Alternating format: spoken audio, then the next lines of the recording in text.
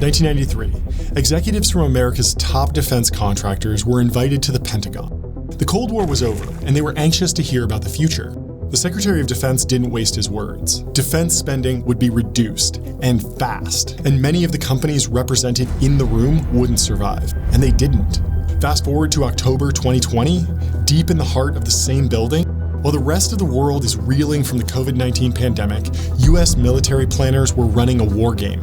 On paper, the enemy didn't have a name, but everyone in the room knew it was meant to be China.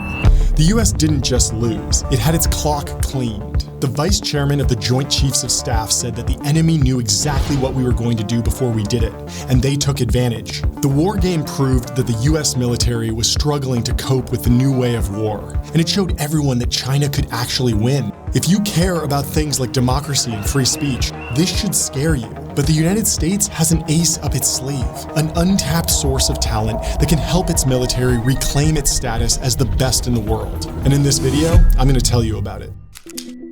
To fully understand this story, we've got to go back to the 1940s.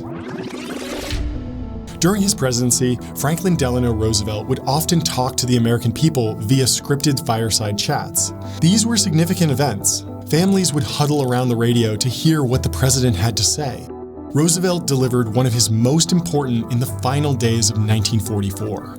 World War II was raging in Europe. The US hadn't entered the war, but FDR was still determined to help. He explained to the American people that they had a job to do. We must be the great arsenal of democracy. For us, this is an emergency as serious as war itself.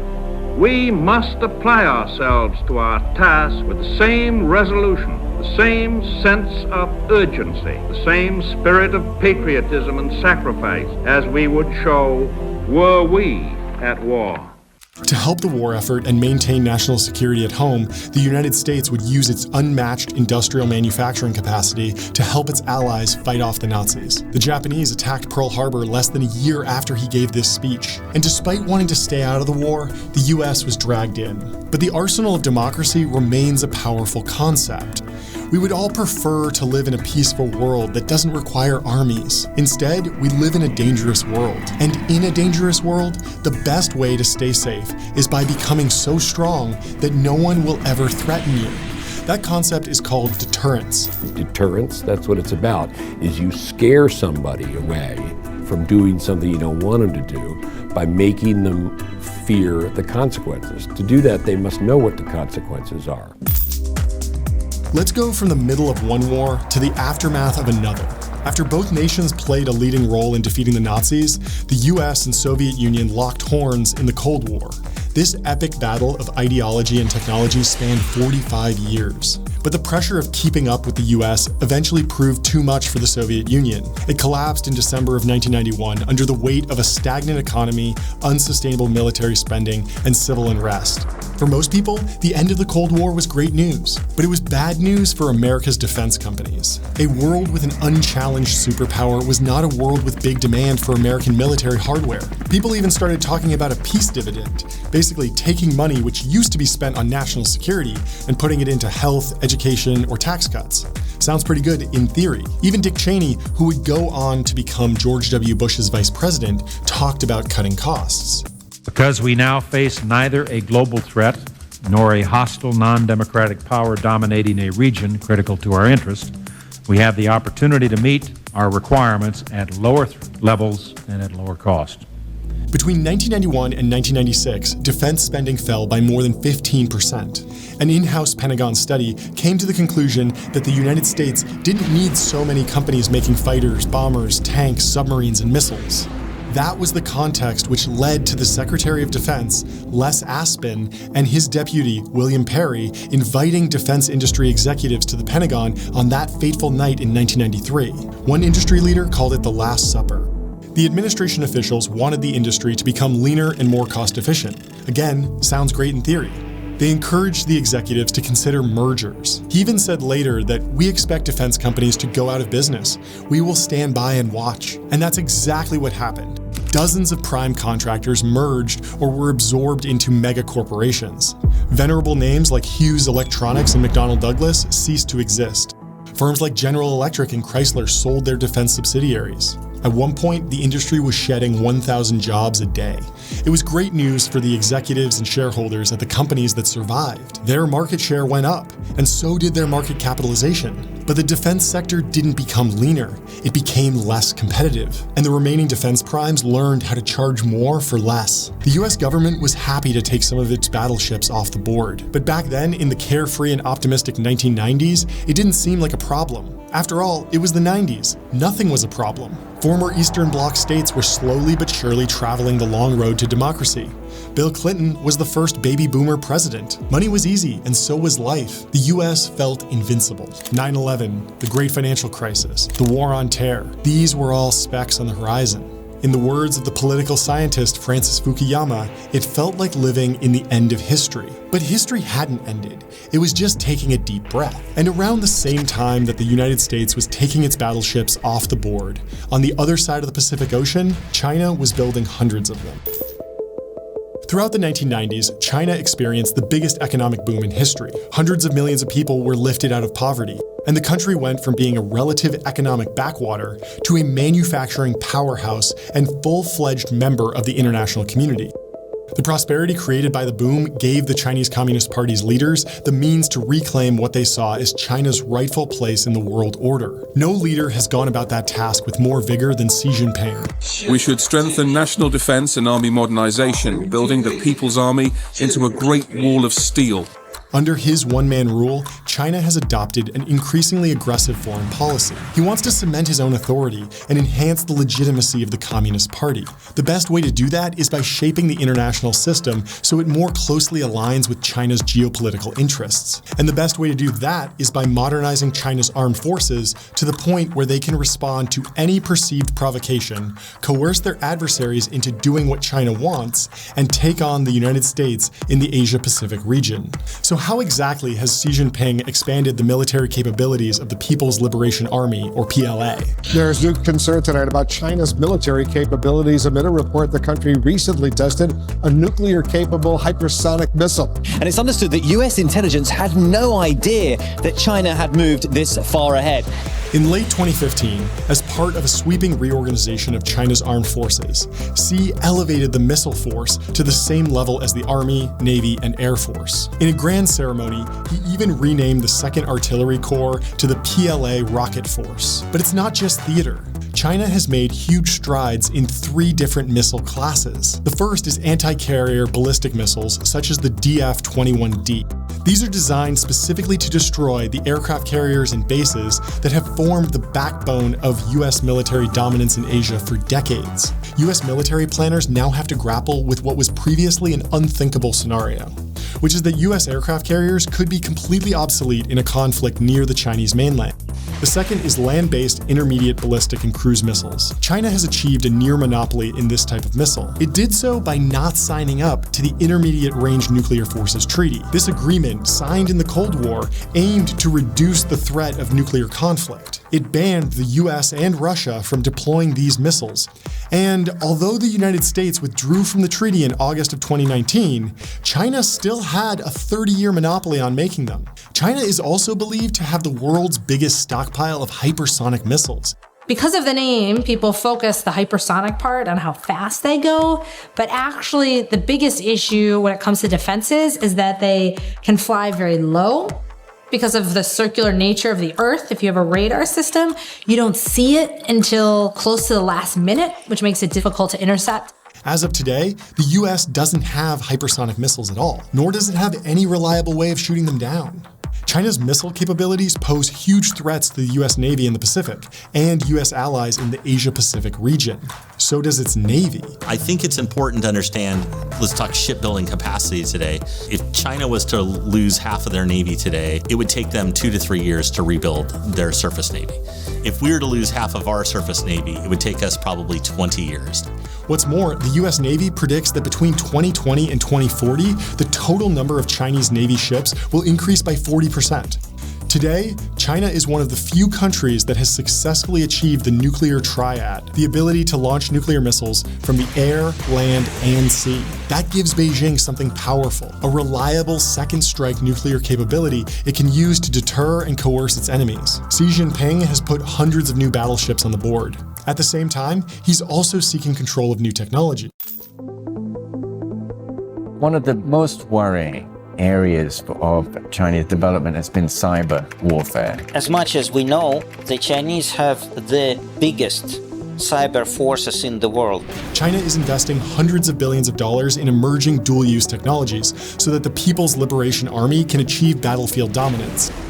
Specifically, the PLA is pursuing a concept known as multi-domain precision warfare. Fundamentally, this is about linking command and control, communications, intelligence, surveillance, and reconnaissance to quickly coordinate firepower, expose enemy vulnerabilities, and then exploit them.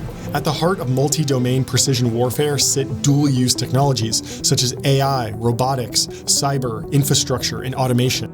When it comes to modernizing its military, China's leaders have a key advantage over the West. There are simply no checks on their power. Every institution in China is subordinate to the Communist Party. The party can steal whatever technology it wants and then imprison anyone who complains. And no one can stop them.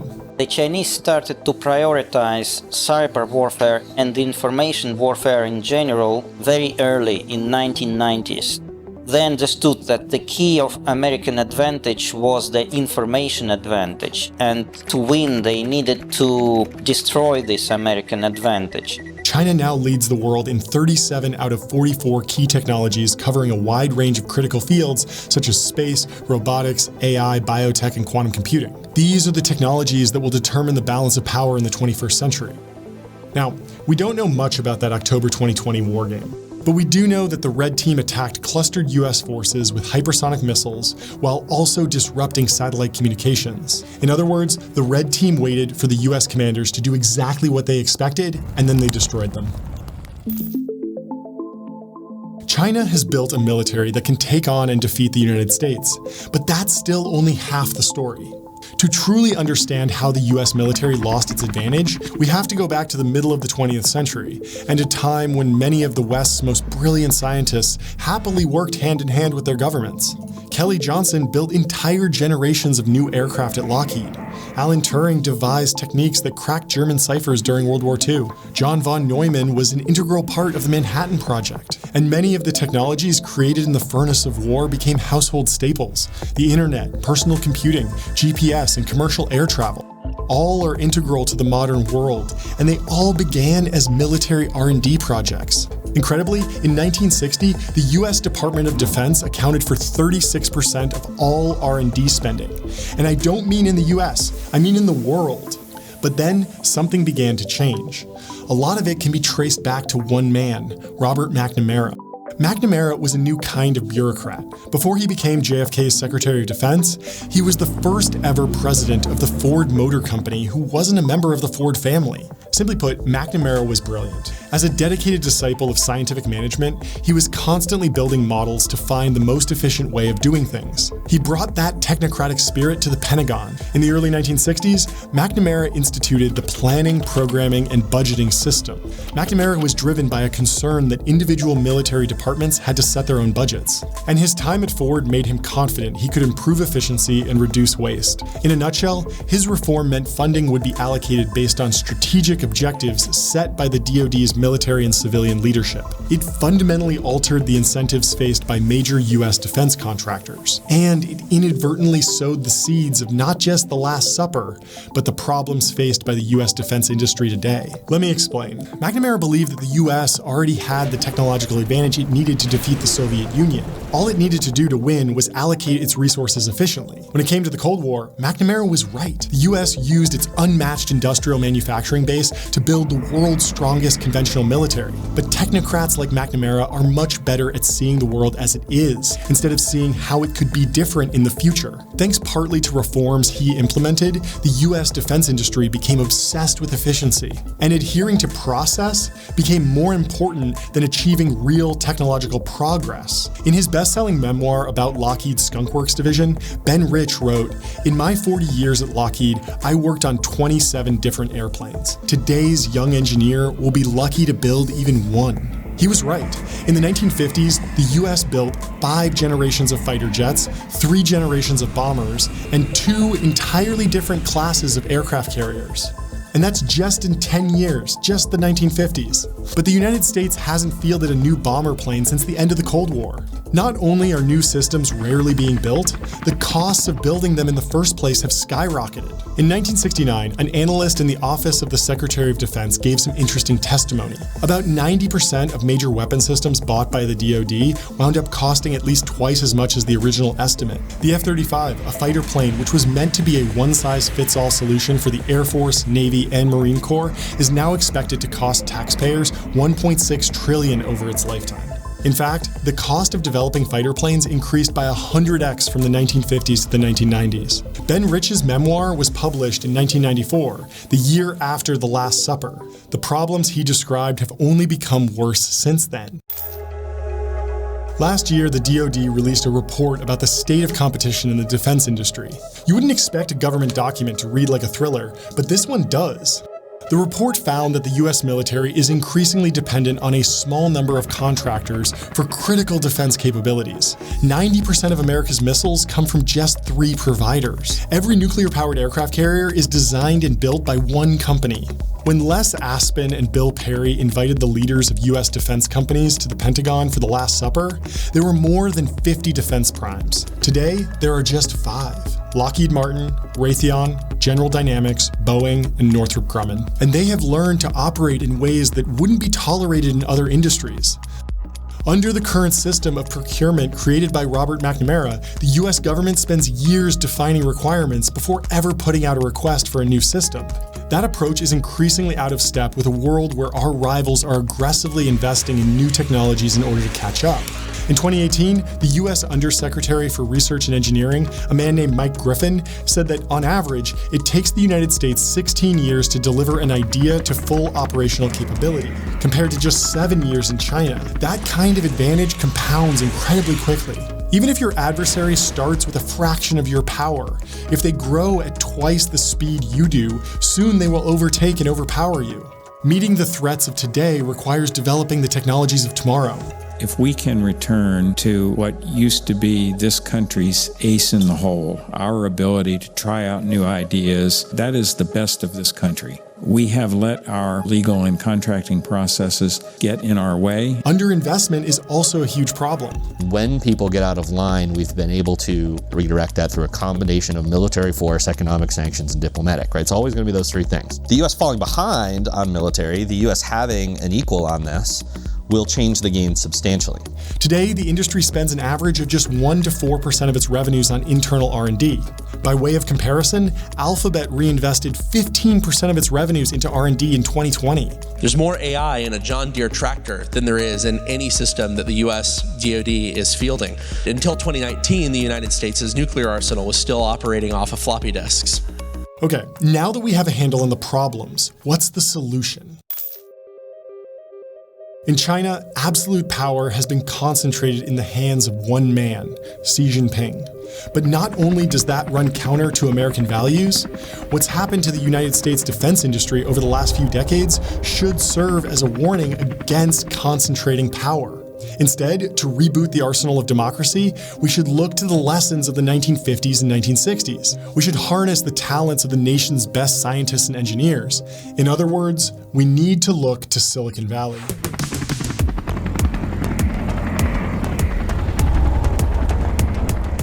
Decades of unquestioned US military superiority were underpinned by a network of defense contractors that designed and manufactured best-in-class military hardware. But that model is about to become obsolete, because everything about war, the way it's fought, initiated, and even prevented from happening, is changing. To see glimpses of the future, let's go to Ukraine.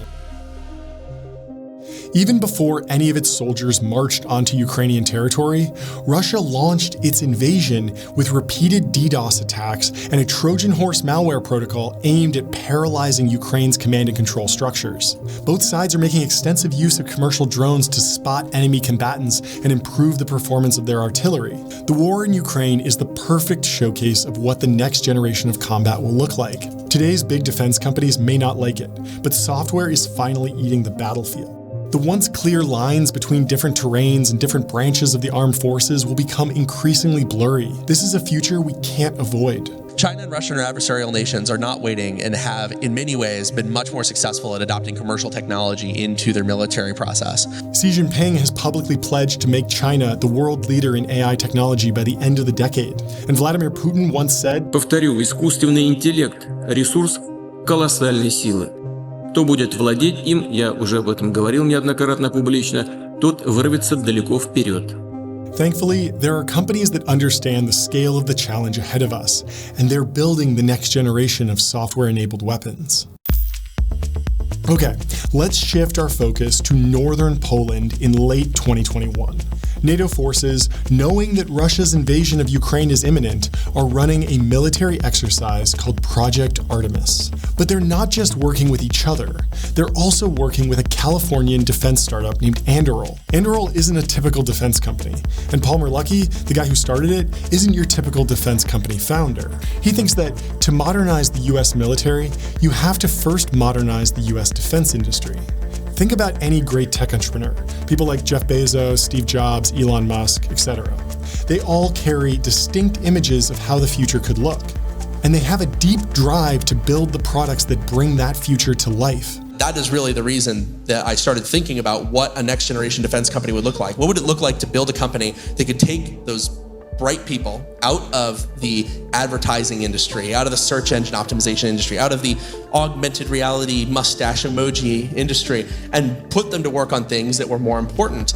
But he also understands that in order for that to happen, the defense industry will have to change. Traditional defense contractors struggle with software. They struggle because they can't compete with Silicon Valley for engineering talent. But they also struggle because modern software development practices run totally counter to how they operate. The USS Gerald R. Ford cost almost $5 billion to design and took 8 years and $13 billion to build. That's hardware. Software, on the other hand, is developed by shipping a minimum viable product as quickly as possible, seeing where it fails, and improving it. To keep up with today's threats, the US defense industry will have to move faster. Luckily, there's a model for how a modernized defense industry could operate. Every other industry in the world. Most companies, whether they make software, cars, or furniture, invest their own capital into designing and building their products.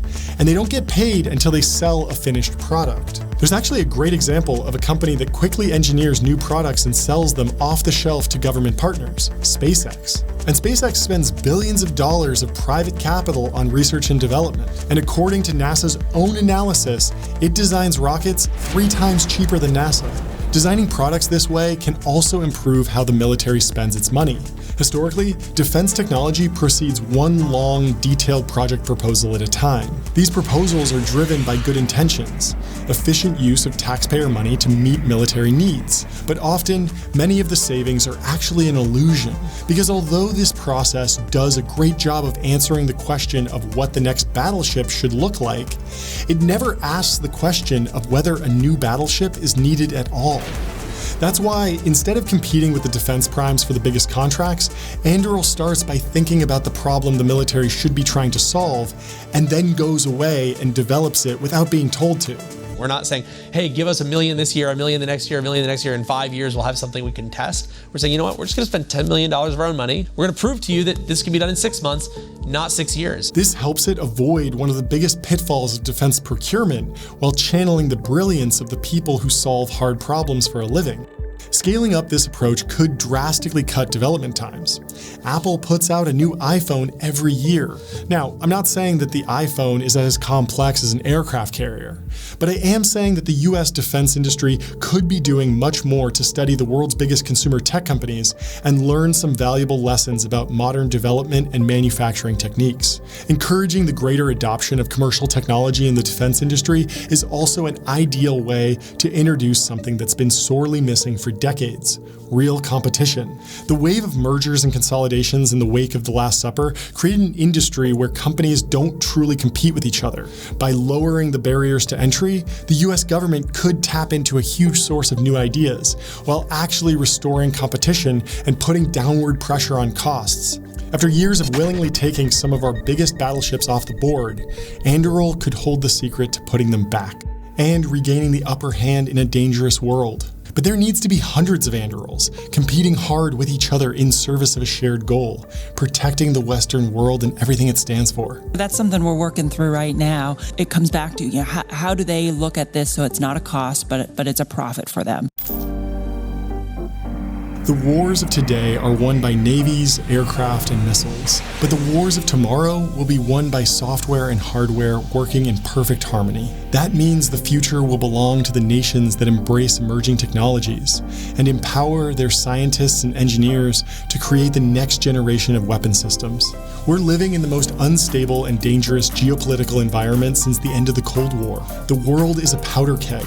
One spark could set it all off. The best way to credibly deter war is through superior technology. But instead of preparing for new threats, the US government took its pieces off the board and told our defense industry it was okay to stop innovating.